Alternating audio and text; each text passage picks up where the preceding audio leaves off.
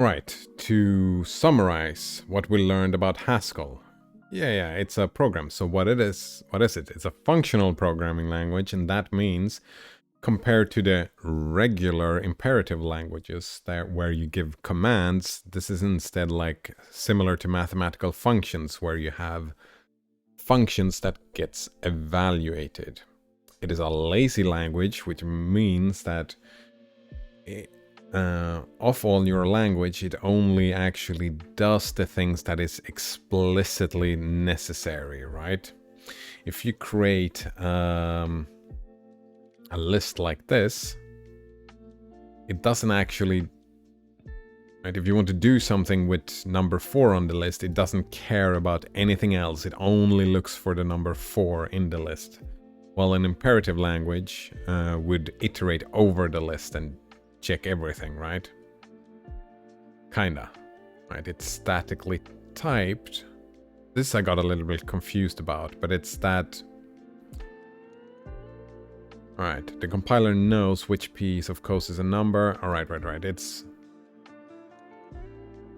Isn't that kind of that it's... Yeah, and I didn't quite get this bit. Statically typed? I didn't get... Colgatino says, calling imperative languages regular? Cancel this, man. Nice, yeah. It's normal for me, right? It's the regular, it's the only thing that I have known. Right, that a lot of possible errors are caught at compile time. I mean, I did understand the type inference, right? That it understands that these two are integers when we write this out. We don't have to tell Haskell that A is an integer like we have to with C, for example. But the statically typed... Is that it's...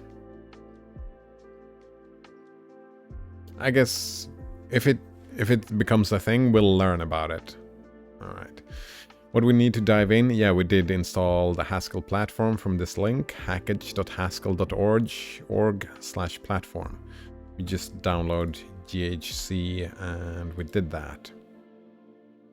Right, and we did some simple stuff. We tried some maths. We tried... Oh yeah, we learned that parentheses in Haskell is about order of operations. Right? That when you write a function... the function itself, it only takes... To separate the function and the variable, you only need to write the function name and then a space, and then you have a list of variables. If you want to change around in the order in which you do things, you do that with parentheses for order of operations. Yep. Melanol the Destroyer says, work done. Good job, Melanol the Destroyer says. Aren't they used everywhere for order of operations? Not in imperative programming languages. Like not in C, not in Python. They have a syntactic function. Yeah, like you have... did they give that as an example here? I don't remember if they gave that as an specific example. Yeah, but in C, right, if you would want to, or Python, right? Let's take Python as an example. Actually, first, let's get these two around.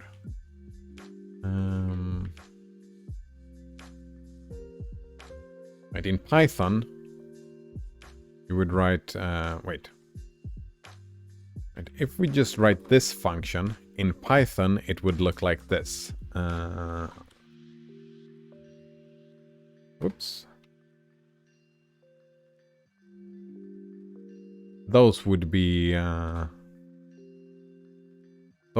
same. So it's not about order of operations actually, but you could, yeah, if you did some maths within here, like if you did, I don't know, +3 multiplied by 6, whatever, you could use parentheses as order of operations as well, but right, the syntax becomes a little bit confusing and weird.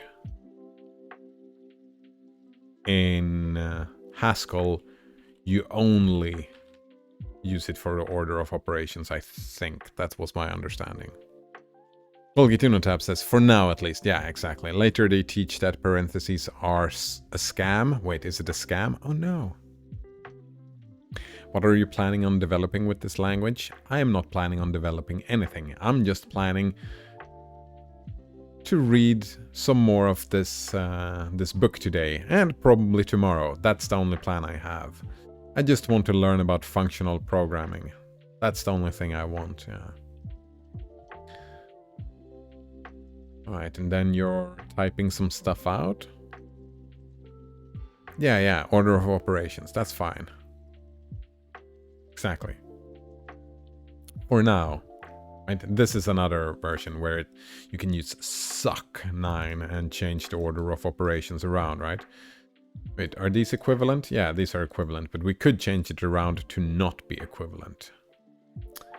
Right, but now, that's just a summary of what we learned yesterday, or read yesterday. Suck these nuts, Kappa? Yeah, right. Now we're gonna make our first functions. In the previous section, we got a basic feel for calling functions. We did indeed. Now let's try and... oh, shit.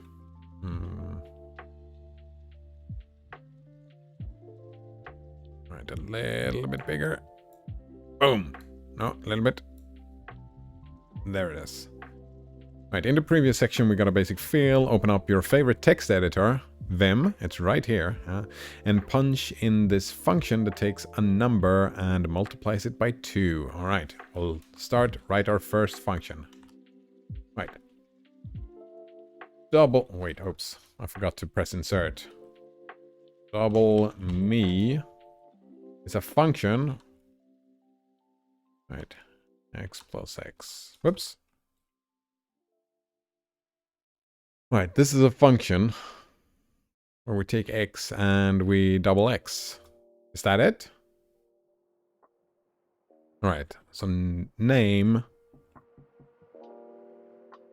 and... right, function name, function variable, and what we do with the variable. Right. Functions are defined in a similar way that they are called. Yeah. The function name is followed by parameters. Parameters, not variables. They are called parameters. Is that important? Separated by spaces. But when defining functions, there's an equal sign. Yeah, that's how we now know that we're defining a function. Okay, and after that we define what the function does. All right. So we say the function name, the function variables, and then it's this. This is what the function does. Wait. Okay, sure. Save this as baby hs or something. I saved it as test.hs, I think. Now navigate to where it's saved and run ghca from there. Still here from yesterday, yeah. Do lbaby, we've already loaded the script in, and now we can play with the function that we defined. Right, that's where we are, so we just reload. Okay, one module loaded, right? This is our module, this here. Right, okay, one module loaded, and then we call it. Oh. I was kind of hoping for finished stuff. Yeah, double me, wait. Variable not in scope.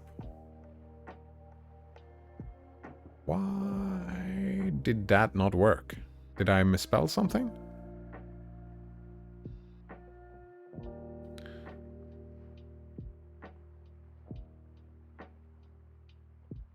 Haven't I done exactly what he did?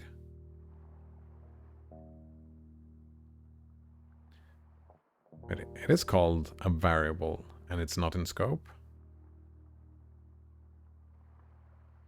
What am I doing wrong? I don't get it. First thing we try to do.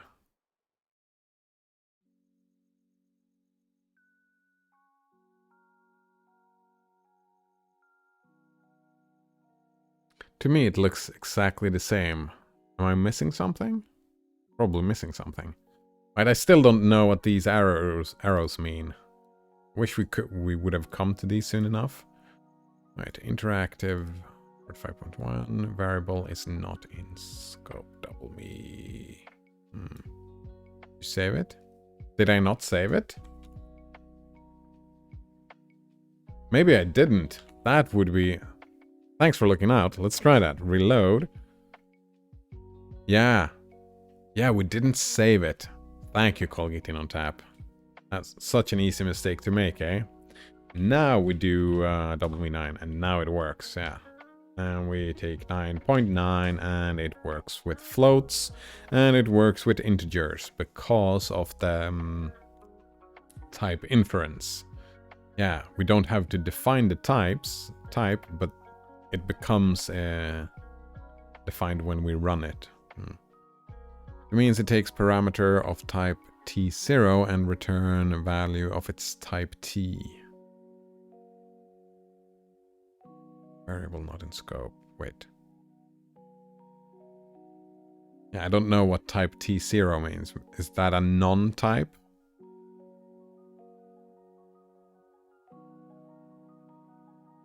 T0?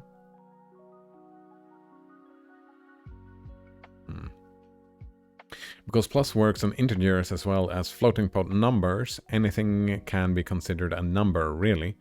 Our function... Yeah, like we could probably do ASCII numbers, right?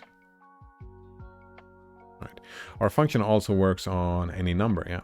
Let's make a function that takes two numbers and multiplies each by 2 and then adds them together.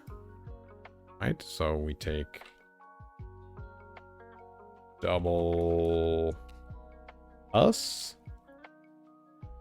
Take x and y is equal to x multiplied by 2, and then y multiplied by 2. This time we save it, yeah. And then we reload it, and then we take double us. Boom, wait.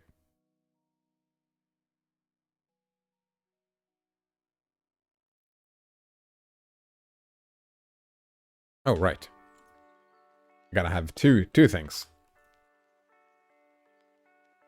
Right, let's read the error message. No instance for show double arising from use of print. Maybe you haven't applied a function to enough arguments. Yeah, that's what happened. We haven't applied a function to enough arguments. So it helped us out and told us that we broke it, yeah. GHCI doesn't know how to show functions. Yeah. And it was called, right? It noticed the error first at print time because this is when we called it. Simple, we could also have defined it as double us.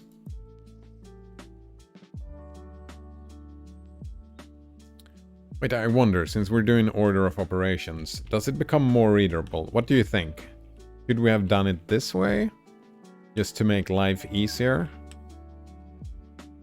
Right, it becomes more readable when we do it like this, doesn't it? Like that, even though we don't have to.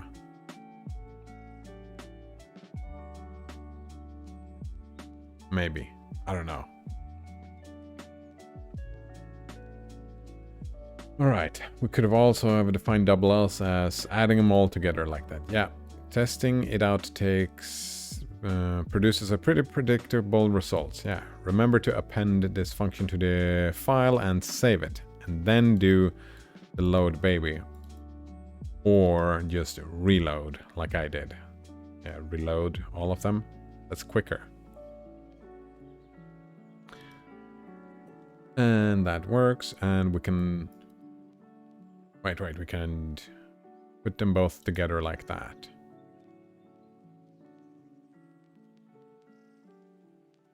Ooh, something I'm curious about is what if we do this and then...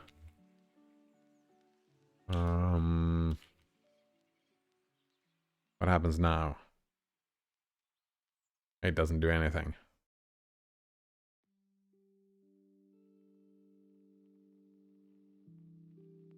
Alright.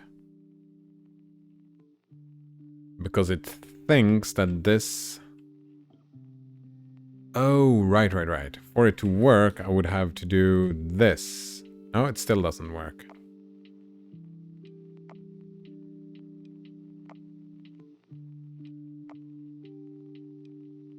Is that like an order of operations thing? Like I would have to do this? Yeah, now it works. Because this double me, if I don't put it like this, it's try to use a number, and double me is not a number, it's a function. So we need the output of the function. Colgatinotab says, I like it with parentheses more. Yeah, me too.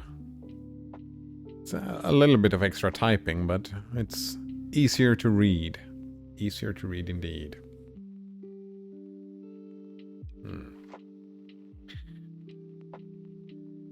Right. And we learned, right? That's why this plus worked, because it was a function call. That's why you don't need the parentheses, because the order of operation works out here. And what I needed to do was fix the order of operations.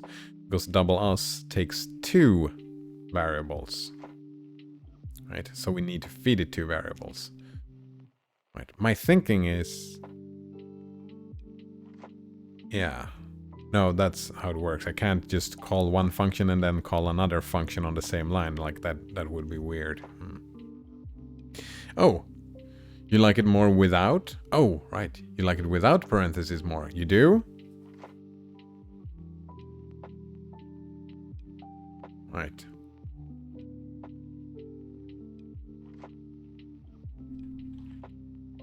All right.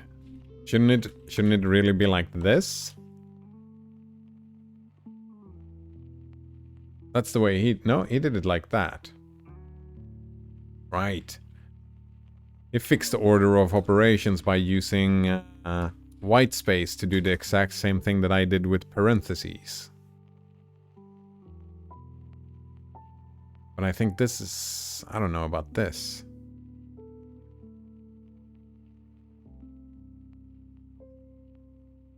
Because this looks like shit, but it would be... It would be more consistent.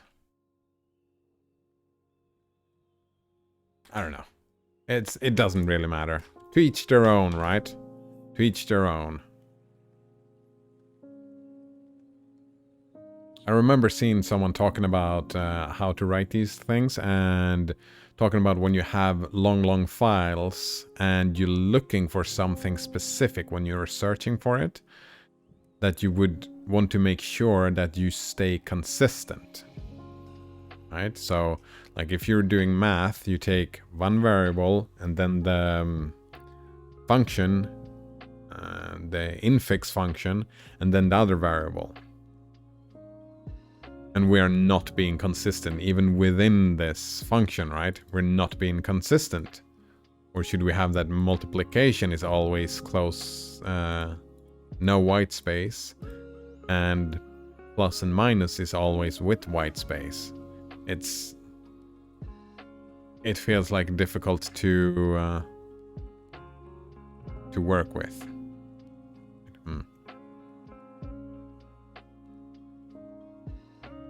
Would also put the numbers first. Would you, Colgatinotab? Why the numbers first? If you don't mind me. It's just normal stuff. That's how you are used to it, or is there a specific reason for it? Melanol the Destroyers is not the best phrase to use around Germany. Sorry, I don't remember what phrase I did use.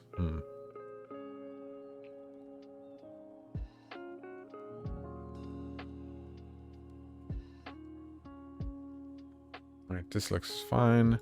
This is a very simple example of a common pattern that you will see throughout Haskell.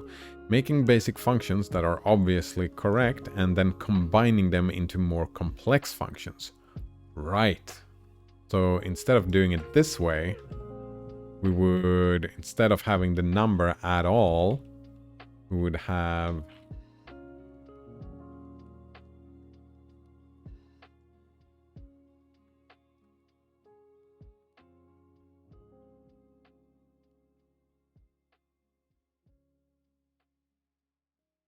Actually, I like this. Because now we don't have any numbers. This seems way more usable. Melanol the Destroyer says, keep believing in my ability not to play games, or I might snap soon. Snap soon? I mean,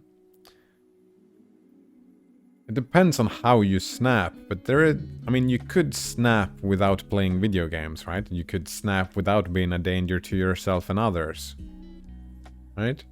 You could, smash something? I don't know. But you can do it. It's fine, Melanol Destroyer, yeah. You can do it. You can, yeah, take a pillow and just scream into the pillow as high as you can. Can snap like that. Because in math it would be... Oh yeah, it would. You're right. Yeah, I remember that. But it doesn't have to be. It doesn't matter, right?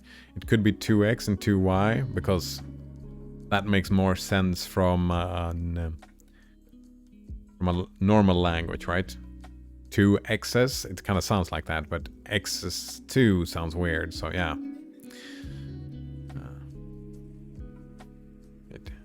I'll have to make a concession when typing out multiplication, but otherwise I stick to what I'm used to. Yeah, that makes sense. I'm not sure, but I think that it would work without y's.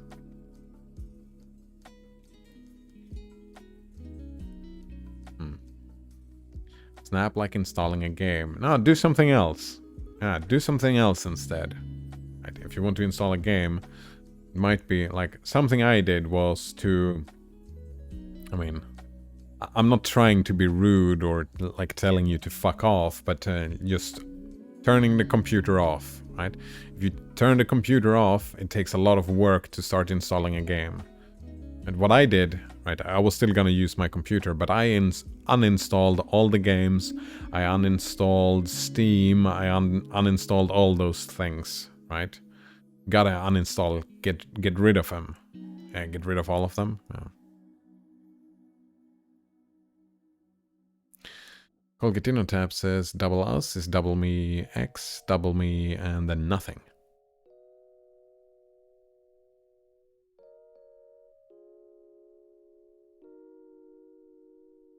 It would work without the I? Why?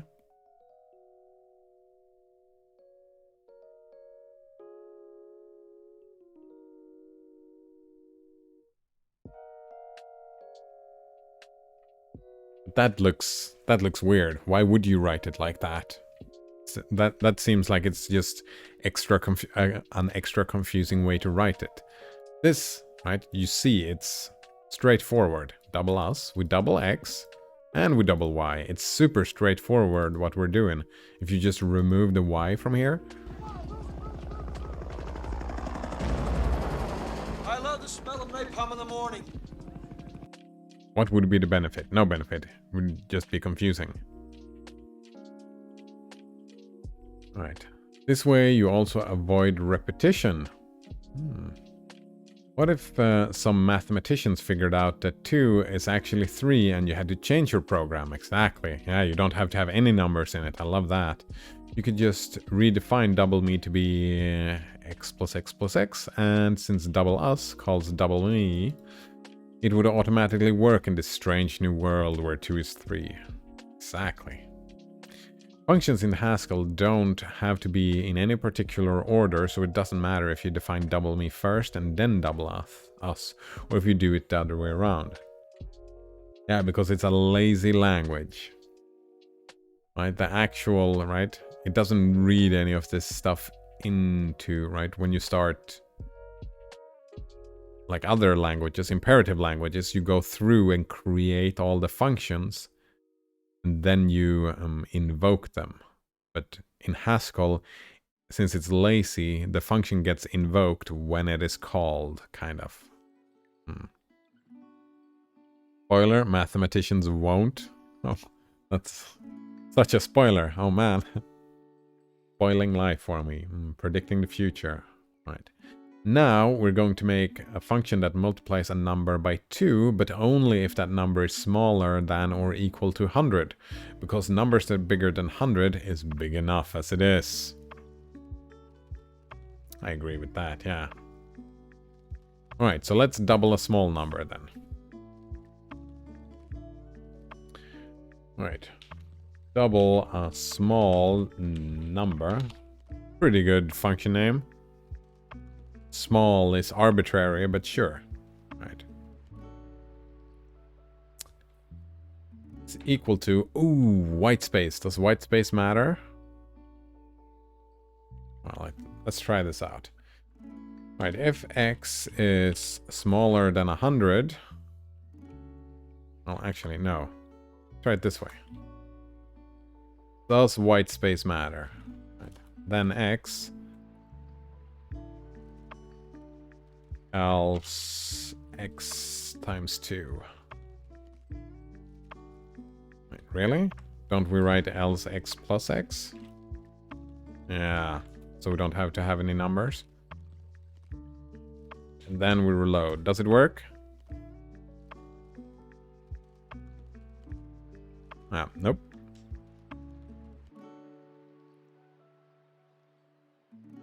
What about that? Please use spaces instead. Wait. Oh, the tab? The tab was not okay. What about this? Does this work? Oh, it seems to be working. So yeah. Right, the stuff here had to be on the same line, it seems. But then when we do white spaces... Wait. That mean that we can do this? Will this work? Actually, we gotta test it. Double small number. And we double 42.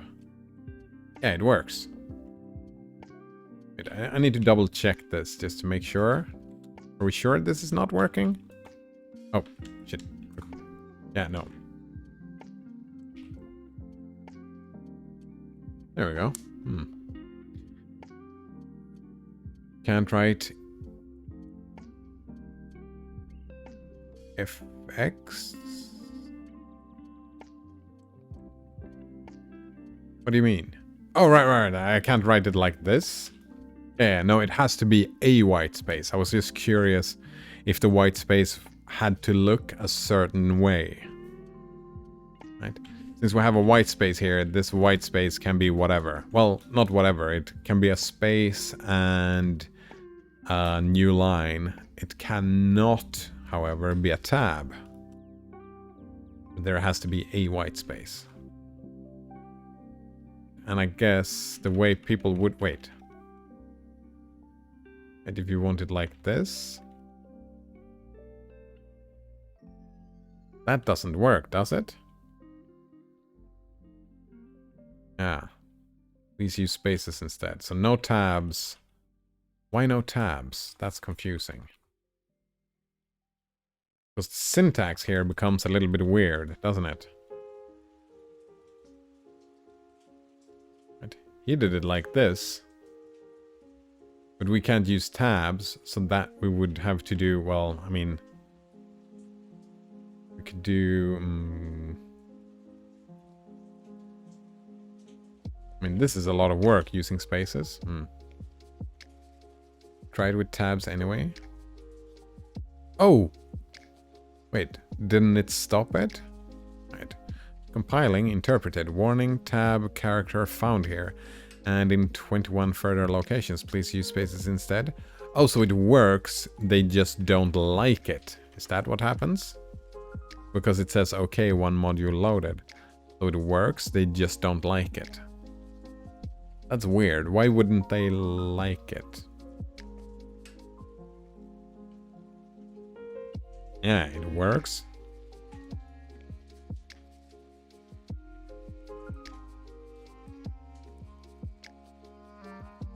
That's very confusing.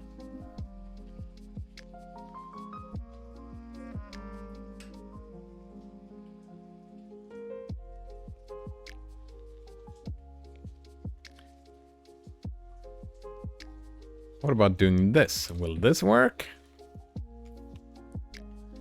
No. However, what about this? Because that's a white space, isn't it? Nope.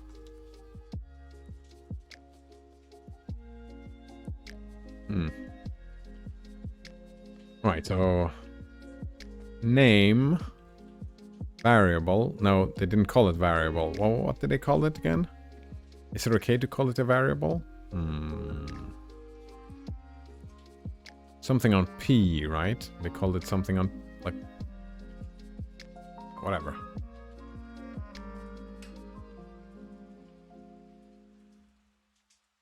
Because the tab length is not standard across editors.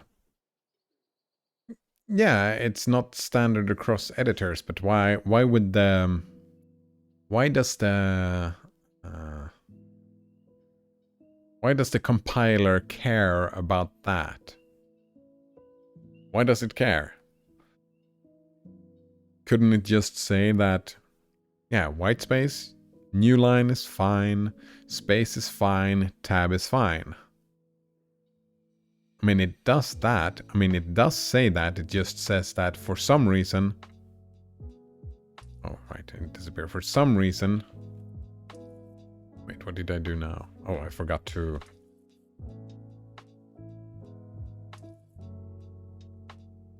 For some reason, it just says, oh, I don't like tabs. In some university courses, they are also... They have forbidden tabs. Why? Because it's not standard? Okay, I guess. We can live with that. Alright. Where are we? Functions in Haskell don't have to be in any... Alright, we read that. Oh, right, we did this. Alright. Right, here we introduce Haskell's if statement. You're probably familiar with if statements from other languages. I am, yeah. The difference between Haskell's if statement and if statements in imperative languages is that the else part is mandatory in Haskell. Oh? In imperative languages, you could just skip a couple of steps if the condition isn't satisfied, but in Haskell, every expression and function must return something. Okay, you must return something. So if you use an if, then you have to use a then. Love that. We could have also written that if statement in one line, but I find this to be more readable.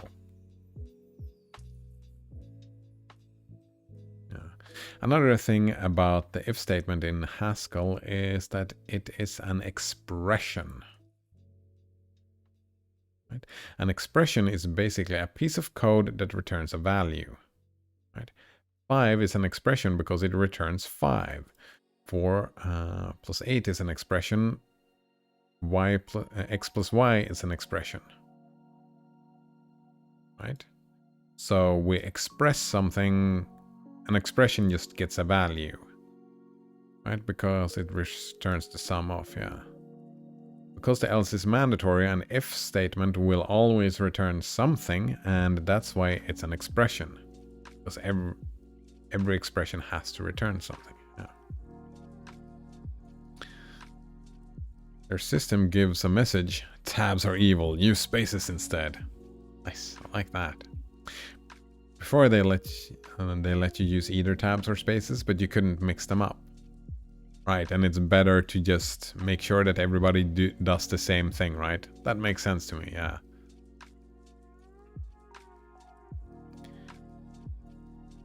Kind of thought that I had fixed that in my config, right? That when I use tab, that instead it just does a couple of spaces for me. But I obviously haven't, because it didn't. I thought I had fixed that, so yeah. A tab was just, I think, 3 spaces. Maybe that was for cock. Yeah, I think that was for cock. If we wanted to add 1 to every... Wait. If we wanted to add 1 to every number that's produced in our previous function, we could have written its body like this. Right, double smaller number. Oh shit, what's this?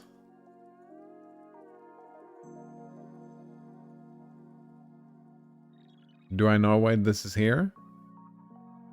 Double small number and then single quote. Right, x. If x is smaller than 100, then x else x times 2, and then just add 1. Yeah. Had we omitted the parentheses, we could have added... Had we omitted the parentheses, it would have added 1 only if x wasn't greater. Yeah, it's order of operations. Yeah, parentheses again. Oh, it's just to make the name different.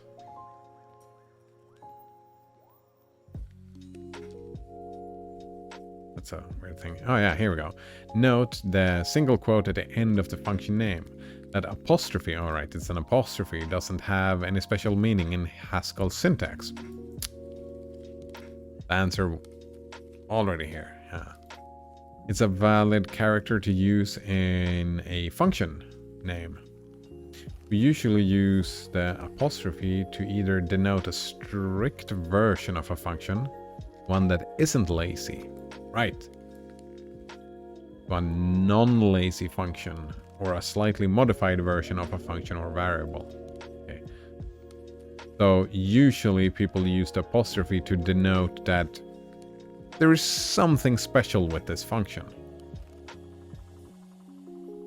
Because apostrophe is a valid character in functions, we can make a function like this. It's me, Conan O'Brien. Oh, wait. Does that mean you can't do a string with single quotes?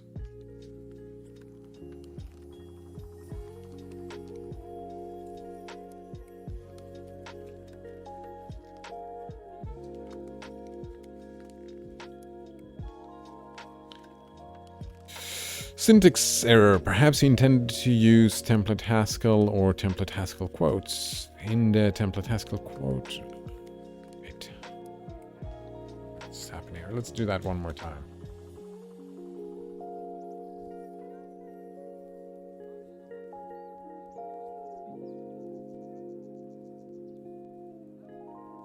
Yep. It seems that, yeah. You did not, yeah, because it tried to call the function apostrophe hello. That's what happened. So strings are just double quotes. I like that. Right, there are two noteworthy things here. The first is that the function name in the function name, we didn't capitalize Conan's name. That's because functions can't begin with uppercase letters. We'll see why a bit later. The second thing is that this function doesn't take any parameters. When a function doesn't take any parameters, we usually say it's a definition or a name, because we can't change what names and functions mean once we've defined them. Conan O'Brien is the string. Oh, right. Conan O'Brien and the string can be used interchangeably. Right, because it's a function that calls this string, right? It's not... it's not, yeah, this is not a variable, right? This here, a, is not a variable. It's the name of a function. The name of a function could be like a variable or a parameter, I guess, but yeah. Maybe that's why they're talking about parameters instead of variables. An intro to lists. Oh, I like lists. Much like shopping lists in the real world, lists in Haskell are very useful. It is the most used data structure, and it can be used in a multitude of different ways to model and solve a whole bunch of problems. Lists are so awesome. I agree. In this section, we'll look at the basics of list strings, which are lists, and list comprehensions. Oh. Is this where list comprehensions come from? I know Python does list comprehensions. Right, in Haskell, lists are a homogeneous data structure. Right, it stores several elements of the same type. Right. Like an array in C. That means that we can have a list of integers or a list of characters, but we cannot have a list that has a few integers and a few characters. And now a list, right? Note that we can use the let keyword to define a name right in GHCI. Let a be equal to 1 inside GHCI is the equivalent of writing a equals to 1 in a script and then loading it. Wait. What's the difference between this and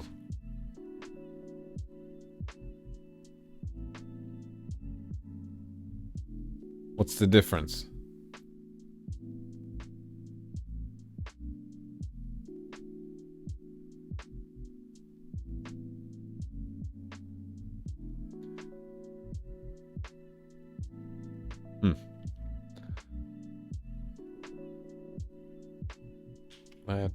All right. Lost. Oh, let. Why couldn't I just do? Actually, let's try this. Lost numbers is equal to, and then a list. Wait, no white space. Just 4, 8, 15, 16, 23, 42. There is later more about let. Let it be. All right, let it be.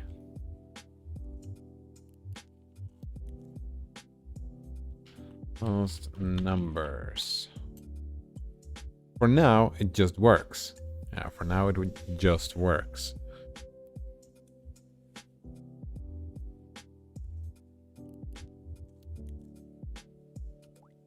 All right, what about doing this? What about doing this? Does this matter, like at all?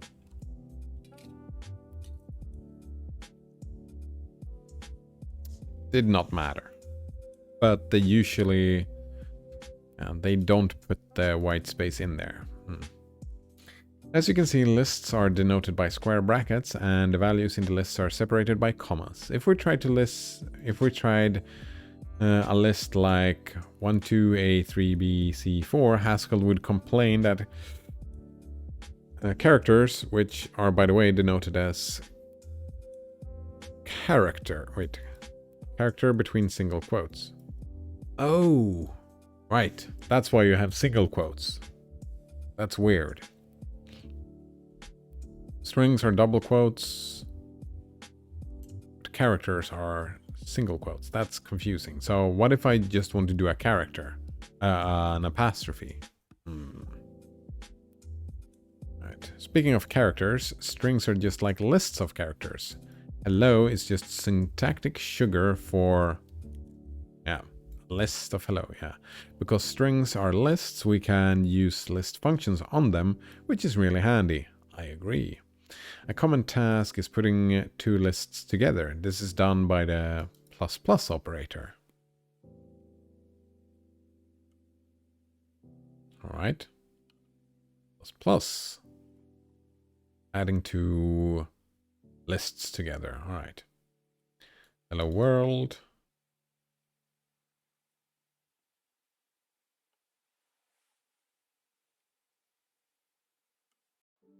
What? Yeah, all right. Watch out when repeatedly using the plus plus operator on long strings. When you put together two lists, even if you append a singleton list to a list, for instance. Alright. Internally, Haskell has to walk through the whole list on the left side of the plus plus. Right. That's not a problem when dealing with lists that aren't too long. Oh, that it iterates through them all, so the benefits of laziness just gets wrecked. Yeah. But putting something at the end of a list that is 50 million entries long is going to take a while. Yeah. However, putting something at the beginning of a list using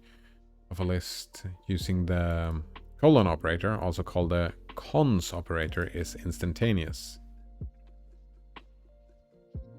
A small cat. Wait, couldn't we just do small cat? Well, that's not gonna work, but oh wow.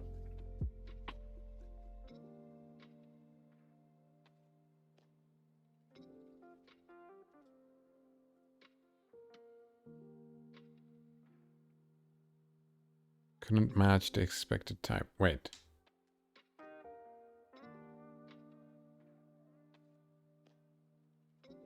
Does this work? No. Right. Wait, this works. But this does not work?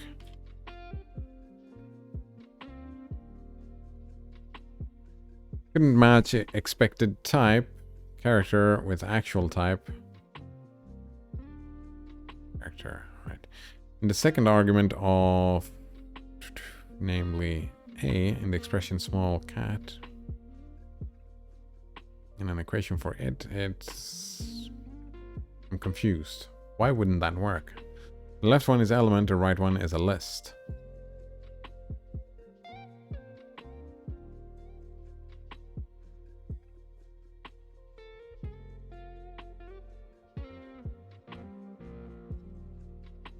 Oh, it has to be that way.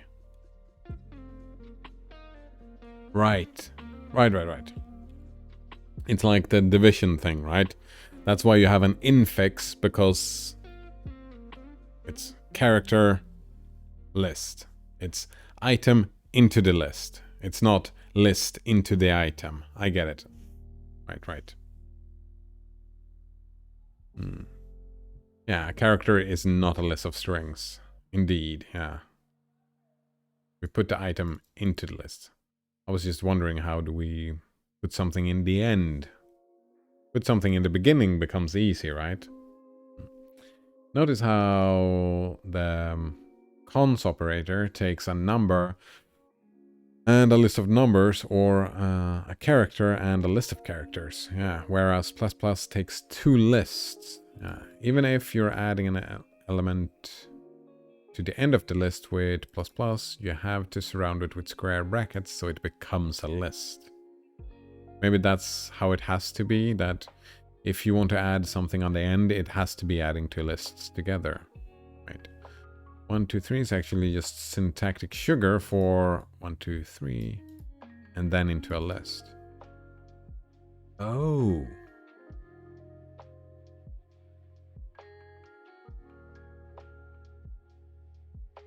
That into that. Wait, so what if we do, right. What if we do A into, whoops. Did this work? No, wait, yeah, it has to be like that. can, however, do it how many... Yeah, they both have to be put into a list. And square brackets is an empty list. We prepend 3 to it, it becomes 3. If we prepend 2 to that, it becomes 2, 3, and so on. Yeah. Okay.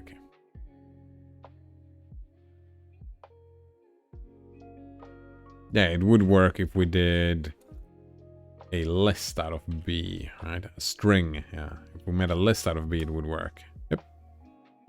Because we put the character into a list, and that's what it has to do. Right. And the reason why this works, it's because it doesn't read this way. Yeah, it's lazy because it reads this way. It reads from the back to the forwards, right? Yeah, order of operations. Right, we put the B into the list, and we put the A into the list. Exactly. We prepend the 3 first, not the 1. That's why it works. Because if you read it like normal English, it looks like you take the 1, you put it into the 2, but that's not what happens in the lazy language. Right, note that a list and a list within a list and a list of lists are all different things. Wait, what's the second one? Right, the first one is an empty list. The second one is a list that contains an empty list. The third one is a list that contains 3 empty lists. Yeah, I mean, these two are more similar than just the first one, though, yeah. If you want to get an element out of a list by index, use... Oh. That's a little bit annoying. The double exclamation point? Why? Why does this have to be that way? Why can't they do it the way everybody else does it? Because they don't like using stuff for syntax. It's probably a part of functional languages that you just wouldn't do. You wouldn't put the 6 within brackets.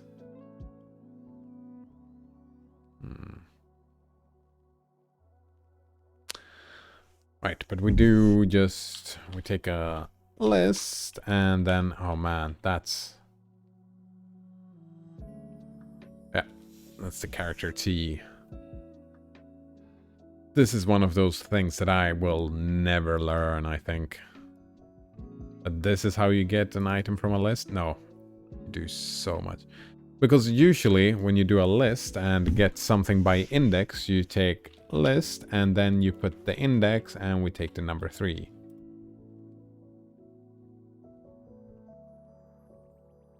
But this is not how the language works. This is how you do it in imperative languages. And that's usually the syntax that I've seen, right? You take the 3rd index of the list. So it's a completely different way of writing it, right? You have this thing. Wait, what is this called? This is a function, right? An infix function.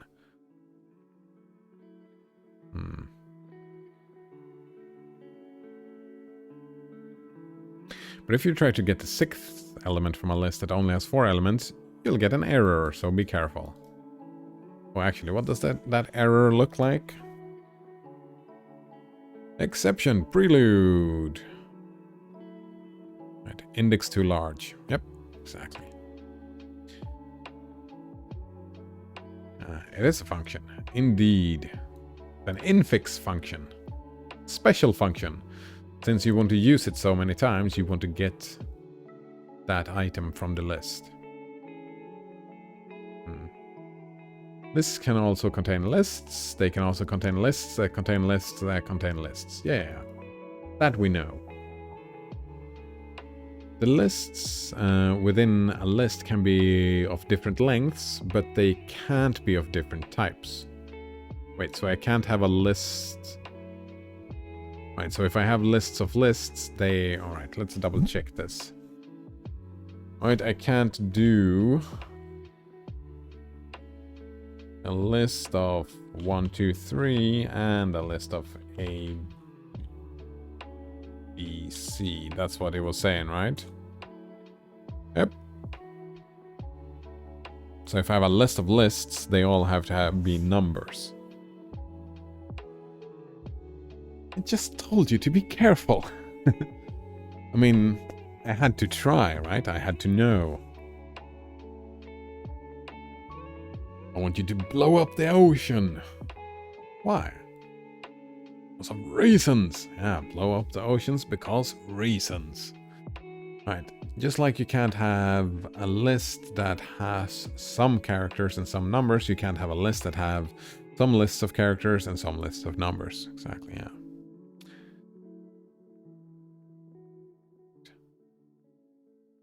You need an apostrophe for ABC. Oh, right. The error I was looking for. Thank you. Yeah. This was the error I was looking for. Good looking out. What was this error? Variable not in scope. Yeah, B is because B doesn't exist. A does exist and A is a number, so we only got errors for B and C, right? We didn't get an error for A because I think A is a number anyway. This was what we were looking for. No instance for num character rising from the literal. Wait, 1? In the expression...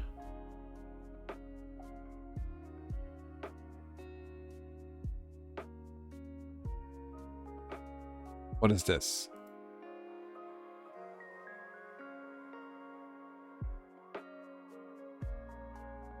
The literal 1? Right. What if we do it this way?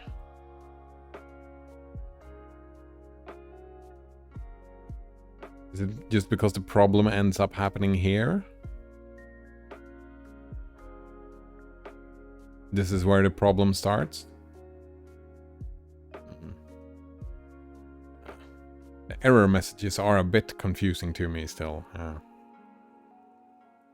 I guess that is something you have to get used to. It expects 1 to be a character. Right. Because it's... lazy. How? Yeah. It expects 1s to be a character because it's confusing. How does it know that 1 is the problem? Like, why is A not the problem? Why is 1 the problem? Why is C not the problem?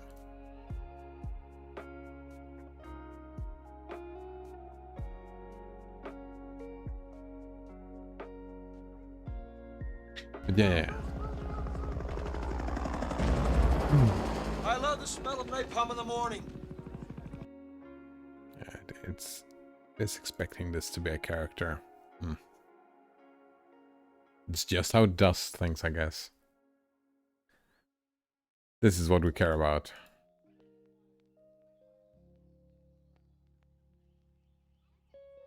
Oh, 97. That becomes a problem.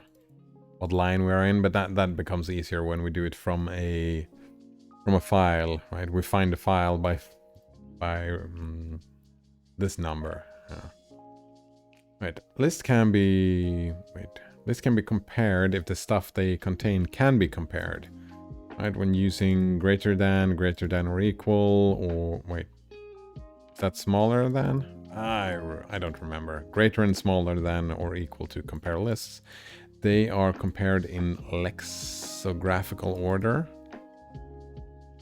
First the heads are compared. If they are equal, then the second elements are compared, etc.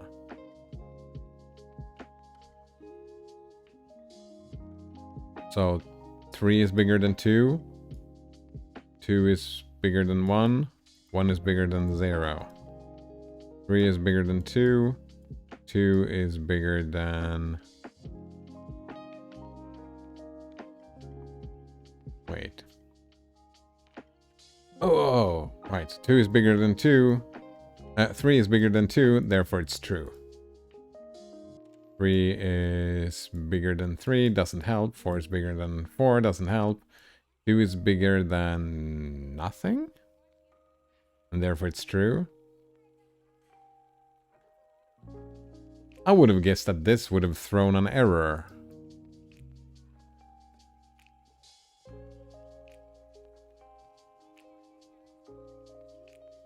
Three is bigger than 2. True. 4 is... Oh, no, that's already true. 3 is equal to 3, yes. 4 is equal to 4, yes. 2 is equal to 2, yes. What else can you do with lists? Here are some basic functions that operate on lists. Head takes the list and returns it head. Oh, head and tail, I remember these. The head of a list is basically its first element. Is it not always the first element? Oh, right, you can take a head. It is 5, but you could probably change head around and take, so head is 5 and 4, for example. Oh, no, head is the first and tail is the rest. It chops off the head. Last takes the last element. And the initial it chops off the last element. Alright. If we think of a list as a monster, here's what's what. Head, the initial bits, the init. Oh, here we go, the init, and then the last, and here's the tail. I get it. But what happens if we try to get the head of an empty list? Yeah, it's an empty list, so it throws an exception, yeah. Oh my. It all blows up in our face.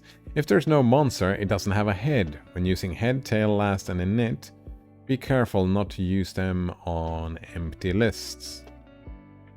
This error cannot be caught at compile time, so it's always good practice to take precautions against accidentally telling Haskell to give you some elements from an empty list. Why do we want an empty list? Right?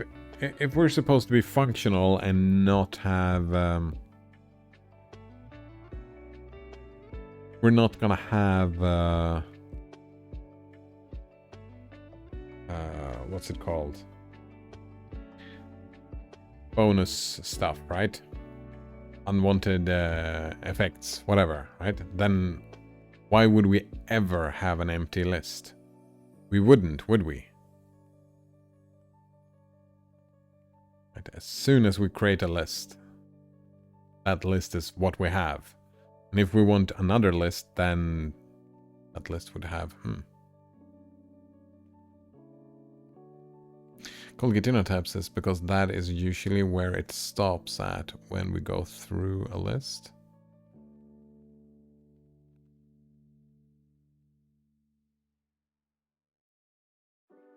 I'm confused. I guess we'll notice the problem where the problem happens. Right, we can take length and we get the length of the list. Null, we can check if a list is empty, right? Yeah. Wait, if I just write null, will this be true? No.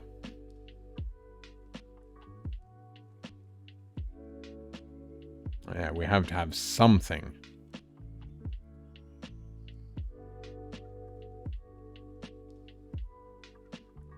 Character literals may not be empty. Alright, so null is just checking for emptiness.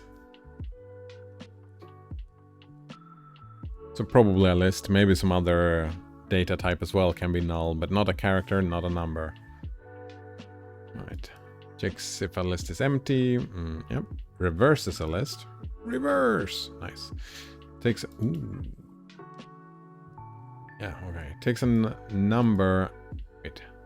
Takes a number and a list. It extracts that many elements from the beginning of the list. Watch. Right. I take 3. We take the 3 first elements. Take the first one, take 5.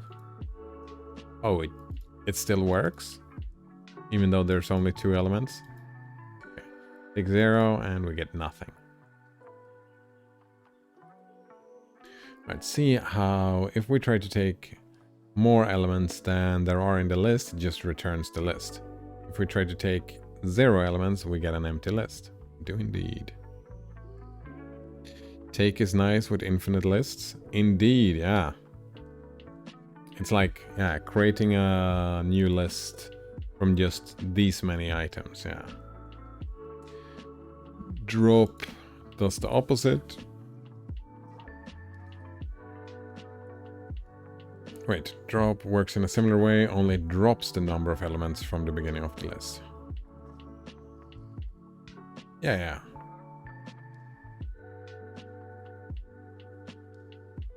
But maximum takes... Wait. Is it really maximum and minimum, not max min? Right. Takes a list of stuff that can be put in some kind of order and returns the biggest element. Returns the smallest. Didn't we do this before with max and min?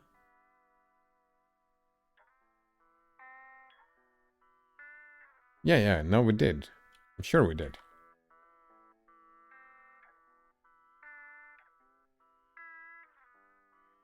No. Right.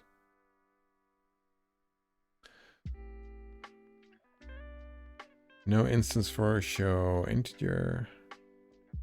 Oh no, max doesn't take a list. Max takes just 2 things. Right. Max takes 2. Max would take the biggest list, right? We could do max 4.2 and 42, and I assume that it would take 4 and 2. No, because it will compare the 4 against the 42 and then take the 42. Yep, that's what I thought. Yeah, maximum takes 2 things and compare the 2, while maximum and minimum takes it from the list. Right.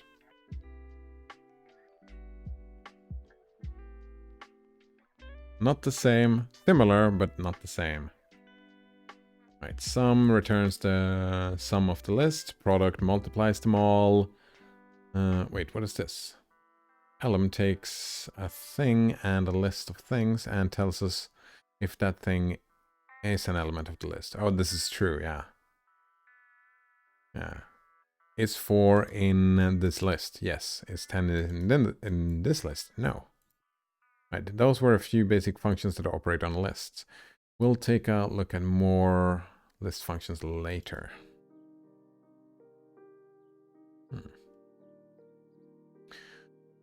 All right, so today we didn't get super far. We learned about functions, some more about functions. We tried to write some functions of our own, really didn't, but we just learned more about functions and, well, creating our own functions. And we learned about, what else? Lists, yeah. Lists and characters. We started getting our feet wet with lists and characters. And what you can do with them. There are plenty of things you can do with lists. Yeah. I'm not gonna remember all of these. I assume there is a cheat sheet somewhere with all these things, what you can do with a list. Actually, we know that we can do the things, and then we can just search on the internet if we want to know, right? We know that we can reverse a list. We can guess that it is the word reverse, but if we don't know, we can just... yeah. We can just do this, right? Haskell reverse list. And we will get the answer immediately, right? Reverse list. No, that's not how you do it. You just click here and then we get reverse recursive. Wait, there are many different ways of reversing a list. Alright, so this is just one way of doing it, I guess. A lot of things we can do, right? Taking out, creating new lists, and figuring out this and that. And tomorrow we will read about Texas ranges. Texas ranges? Like doing something within a range? Yeah. We can create a list like this. Yeah, but we'll read about that tomorrow.